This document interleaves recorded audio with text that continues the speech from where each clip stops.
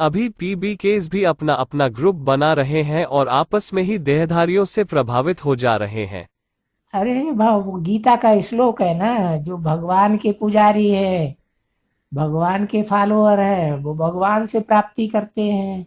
देवताओं के पुजारी देवताओं से प्राप्ति करते हैं। भूत प्रेतों के पुजारी भूत प्रेतों से प्राप्ति करते हैं। तो फर्स्ट क्लास प्राप्ति करनी चाहिए, सेकंड क्लास करनी चाहिए, या थर्ड क्लास भूत प्रेतों वाली करनी चाहिए? है ये तो देहधारी देवताएं, ये सब देवभान में है, देवभानी सांडे बन जाते हैं कलयुग के अंत में आकर के। तो तुमको भी सांडा बनना पड़ेगा। है? ये गीता को न मानने वाली आत्माएं हैं जो दूसरे दूसरे धर्म में कन्वर्ट होती हैं, सो हो रही हैं।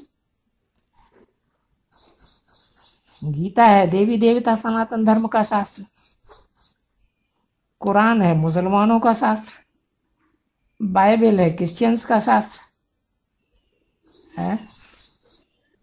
और बाबा ने कहा अंत में गीता के आधार पर ही सारी सर्विस होगी। आज में भी गीता के क्लैरिफिकेशन बताते थे ओम मंडली में, अंत में भी गीता के आधार पर सर्विस होगी। कोई तो ऐसे होंगे जिन्होंने अभी फैसला नहीं कर पाया होगा क्या सच्चा है क्या झूठा है।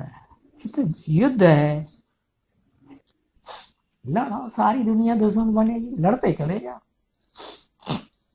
लड़ाई लड़ना हमारा जन्म सिद्ध अधिकार है कि विजय हमारा जन्म सिद्ध अधिकार है।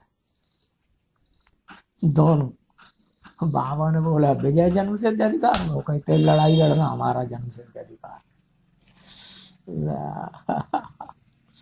माताएं ज्यादा प्रभावित है।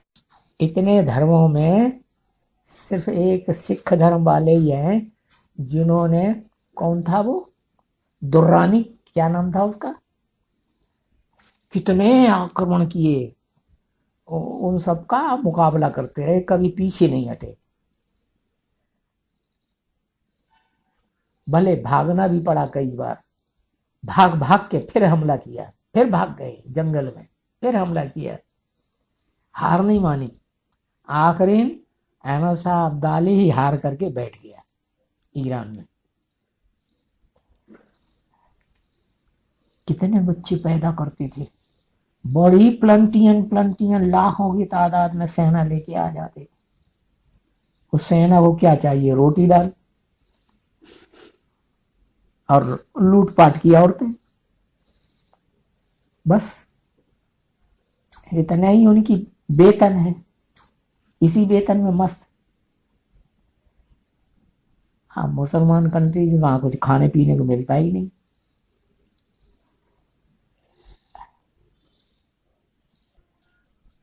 चमकौर का युद्ध पढ़ा है? नहीं पड़ा। नहीं पढ़ा। चमकौर का युद्ध बहुत प्रसिद्ध है। सिखों के 40 योद्धा गुरु गोविंद सिंह के साथ, और की लाखों की तादाद में सेना। गुरु गोविंद सिंह बच के निकल गए को चीरते हुए। गुरु गोविंद सिंह भी 5 लोगों के साथ गए और पार निकल गए। है मते बच्चे मददे बाप। और एक बात पूछनी है कि निराकार शिव सुप्रीम सोल की आत्मा और साकार राम की आत्मा अलग अलग है या एक ही है? गीता में तो बताया है, तो निराकार है, अभोक्ता है, अकर्ता है, अगर्भा है। राम वाली आत्मा तो गर्भ में आती है, जन्म मरण के चक्र में आती है। जन्म मरण के चक्र में आने वाली आत्माएं सब पूर्व जन्म की बातें भूल जाती है।